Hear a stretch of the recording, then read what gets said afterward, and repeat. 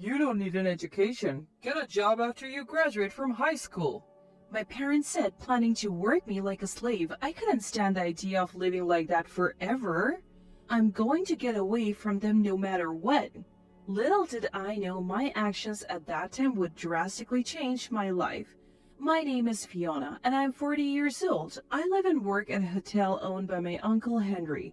I'm not a part-timer though.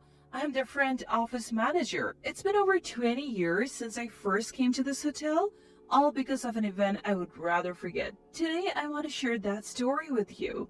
I was born in a very ordinary rural town. My dad was a regular office worker, and my mom was a housewife. We were just a normal family like any other with a fair share of love and care. But my life changed when my brother, 10 years younger, was born. Our family finally has a boy. Now our future is secure. My parents rejoiced. Dad's family home was just an ordinary house, not involved in any special business. In the countryside, boys were still favored. Girls, well, you invest in them, but they eventually leave home, they said. But a boy stays and brings home a hard-working wife. It didn't take long for them to start neglecting me. Of course, I was happy to have a little brother. Being 10 years older, maternal instincts kicked in, and I wanted to take care of him.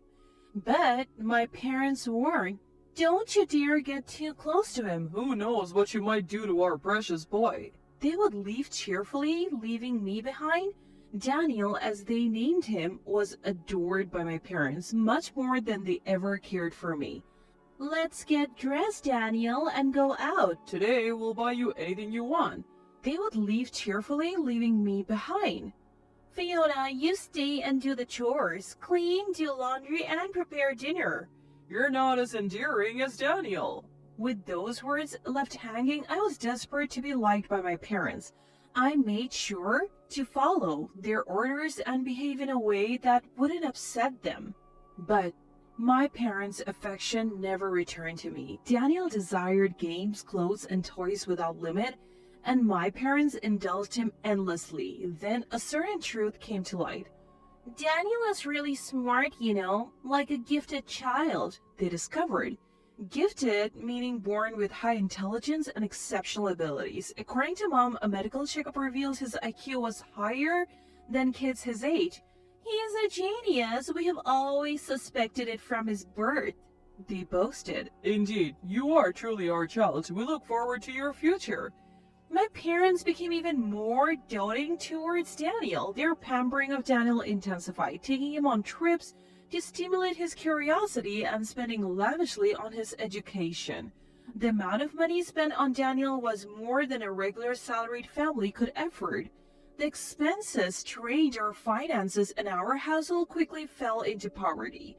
In their desperation to provide him with the best learning environment, my parents borrowed heavily from relatives and friends. And as I was graduating high school, the worst was thrust upon me. You don't need an education, do you? Once you're done with high school, start working and bring in money. I had never imagined that I would be denied college to fund Daniel's education. I want to go to college and study. However, my parents were furious at my words. Our family isn't wealthy enough to waste money on someone useless like you. Your grades aren't even that great, so don't be selfish. That's right. Investing in Daniel is obviously a much better choice than wasting money on you. Still, I pleaded desperately with my parents, but their words were final. We have no use for someone who doesn't contribute. Our prodigy is all we need. With that, my spirit was crushed. So I'm an unwanted child?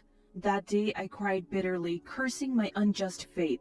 Amidst my tears, I remember the hotel run by Uncle Henry, a place we often visited before Daniel was born. I was happy and loved by my parents back then. With those memories, I found myself heading towards Henry's hotel. Fiona, is that you? What happened? Henry and Jennifer, cleaning the front entrance, rushed over as they noticed me. Overwhelmed with relief and shame, I broke down in tears. They patiently listened to my story.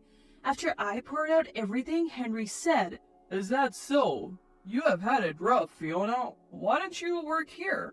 What? We're always short on staff. If you don't want to be at home, you can work here. Henry smiled and promptly contacted my parents. I'll take care of Fiona from now on. You can do as you please with her. Fine. Use her however you want, just send us the money, they responded. Understood, but as an apprentice, she'll earn 600. That's the most I can offer. 600? That's too little. Look, I'm not doing this out of charity. I'm hiring an inexperienced worker. She'll live and work here, so we'll take care of her board and lodging. After deducting that, $600 is what's left. It's fair enough. Henry was firmer than usual. I worried if I was about to be put in a terrible situation. Was Henry's kind smile just a facade? Such anxieties crossed my mind. Despite hoping my parents would object to such condition, they agreed. Fine, we need the money anyway. But make sure you write a contract stating you won't complain about how we do things. That's how I ended up with Henry and Jennifer. Henry? Don't worry, Fiona. Everything will be fine now. But I wasn't ready to just start working. I really want to go to college. Of course you will. What? How about making studying and enjoying college life your job here? Jennifer proposed. Is that really a job? Though I was full of questions, Jennifer affirmed Henry's idea. Yes, you'll have plenty of time to work when you're older. For now, enjoy being young. So after graduating high school, I went to college, helping out at the hotel during holidays. Fiona, you're so skilled. Why don't you try some crafts? Really? I would love to. Fiona, we're having steak for dinner tonight. You like that, right? Really? Awesome. Henry and Jennifer, who had no children, treated me like their own. After graduating from college, I decided to work at Henry's hotel. You don't have to feel obligated to stay here. There are other places you could work. No, I love this hotel. I want to work here and learn more than I could at any outside company. Henry and Jennifer were moved to tears by my words.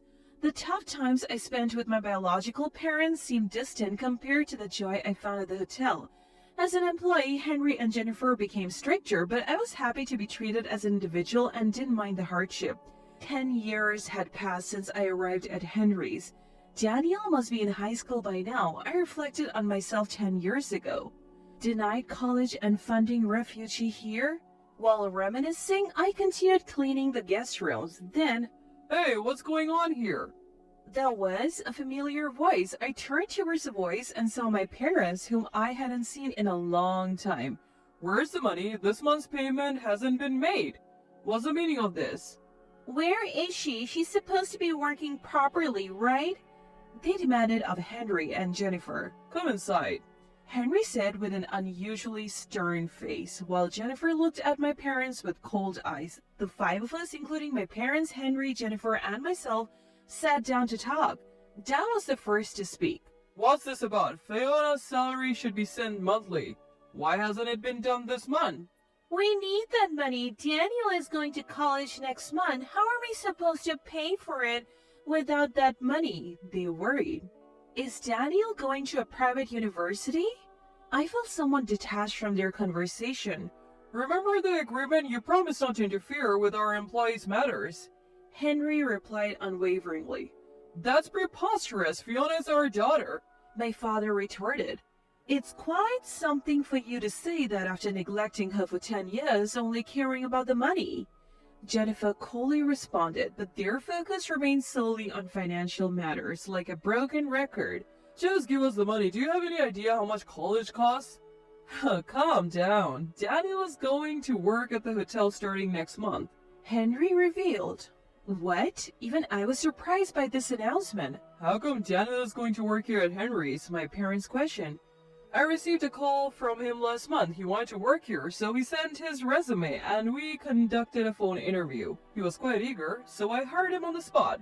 Henry explained with a smile. Wait a minute, what do you mean? We don't approve of this without our consent. My parents objected. That's why we're glad you came. Please sign here to approve, Jennifer requested. What? I finally understood Henry and Jennifer's scheme. They knew my parents would never come unless they felt it was their own idea, so they manipulated the situation to bring them here. Originally the money sent to you was at Fiona's request to ensure Daniel didn't live in hardship. But now that Daniel is willing to work, there's no need to send money anymore. That's why we stopped the payments. Henry stated. Of course, I had no knowledge of this, as I had left all matters of sending money to my parents to Henry and Jennifer. I won't accept this. Daniel is exceptional. He's not like those who are useless without a college degree. Dan exclaimed, pointing at me. Not attending college? What are you talking about? Fiona graduated from a state university. A state university? When did you? I have already graduated and I'm working at this hotel. What of it? I spoke to my parents for the first time in nearly a decade, and then another guest entered the scene. I'm living here from today. Daniel declared in his hotel uniform, speaking curtly. Daniel? Mom covered her face in disbelief. Daniel, looking good. Is the uniform fitting well? It's fine. I look forward to working with you, Daniel replied, bowing to Jennifer. Mom tearfully confronted him. Daniel, you're a smart boy. You shouldn't be doing this kind of hospitality work meant for anyone. You're meant for more dignified work. I'm not smart. I had bad grades in high school, according to Dad and Mom. Doesn't that make me useless? No, we never meant that. You said it to Fiona, preventing her from going to college. Then I surely don't deserve to go, right? But nowadays, not going to college is just embarrassing. Then as parents, you have embarrassed your own daughter by doing exactly that. How does that reflect on you? We thought you had talent and invested heavily in you. That was never my request. Each word from my parents boomeranged back to them by Daniel's quick wit. He's too quick, I thought, more adept than a seasoned comedian. As my parents were left speechless, Henry added, You see, the kids have grown up far beyond what you think. Mom countered, but then, what were our 18 years of raising him for? How much we have done for him? Daniel retorted sharply, The same could be said for Fiona. How much she suffered due to your selfishness. Bravo! I was grateful to Daniel for voicing everything I wanted to say. I couldn't have articulated it as smoothly. I'm leaving home. If you don't sign the approval, I'll expose all you've done to Fiona to the entire neighborhood. Rumors spread fast in the countryside, and I doubt you would want that. The countryside is indeed unforgiving, where everyone knows each other and rumors spread like wildfire. Bad rumors spread especially fast in the countryside. It's a common occurrence there. And those rumors can turn into calamities for those involved. They knew this well, living in the rural area. Let's not make more noise than necessary. Please leave, Jennifer said with a smile that held no warmth, essentially showing them to the door. I stood protectively in front of Daniel, ready to shield him. From now on, please leave your child to us. Like Jennifer, I mastered my best smile to see them off. Unbeknownst to our parents, I've been occasionally meeting and talking with Daniel since I left home. Sneaking around to see him without our parents knowing was quite a challenge. However, I was worried about my younger brother growing up under our abnormal parents. As he became older, Daniel began to realize the abnormality of our home environment. We had built a sibling bond in secret, away from our parents. That was quite the comeback, Daniel. Well done, I said to him with a smile, and Daniel replied, That was all a script from Henry. I just followed it with a bit of improvisation. Maybe you're cut out for acting, I suggested, and he laughed. Are you really going to work here instead of going to college? Well, I'm not good at studying and my grades were poor, so I decided to work here. Do you have something you really want to do? What do you want, Daniel? I want to become a chef. That's why I asked Henry to hire me to learn cooking here. Ah, that makes sense. If cooking was your only interest, I knew a culinary school about 50 miles from here. Do you want to go? But school is expensive. I don't have the money. Don't worry, leave it to me. I pulled out my mobile phone and showed Daniel my bank statement. Where did you get all this money? That's what I have saved over the last 10 years. I want you to use it. I had been saving a little from my part-time jobs and hotel salary since college, anticipating a day like this might come.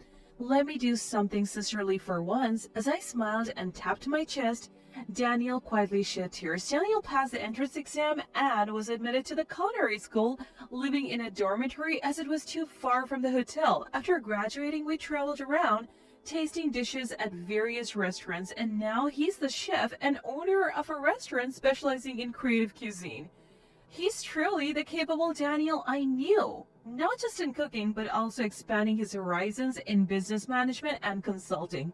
He seems to be enjoying the challenging work every day, occasionally returning to the hotel to discuss cooking and new business strategies with Henry and Jennifer. One day I would like to come back to this hotel after gaining more experience, he says. Since then, my parents, shamed by their children's departure and exposed by neighborhood gossip, have fled their home. Who leaked the information? That house is toxic, it's best to stay away. To do such a thing as selling their children, it's just awful. I don't want anything to do with them. The house is considered toxic and they have become isolated, now living quietly somewhere else. Occasionally, they contact Henry and Jennifer, longing to hear from or see their children. You don't have children. We're taking care of them now. But they firmly reject it. As for me, I'm still working hard every day as the front office manager. Recently, Henry and Jennifer made me an offer. How about taking over the hotel eventually? We know it's a demanding job, but we believe Fiona can handle it. Hotel manager Jennifer had aged considerably, and it's clear they both want to retire and enjoy the rest of their lives. I understand. I'll do my best to repay your kindness, I replied without hesitation. I'll need to be calm and composed, considering I'll be the hotel manager one day. It's been a tumultuous life, but now I find each day fulfilling. I used to live so carefully not to upset my parents, but now here I am. Instruct employees to greet customers with a loud and cheerful voice. That's what I'm doing now. Life is really unpredictable. Whenever I see you, Fiona, you're always so beautiful and energetic. What's your secret? Customers sometimes ask. To this, I always respond, perhaps it's living each day with dedication.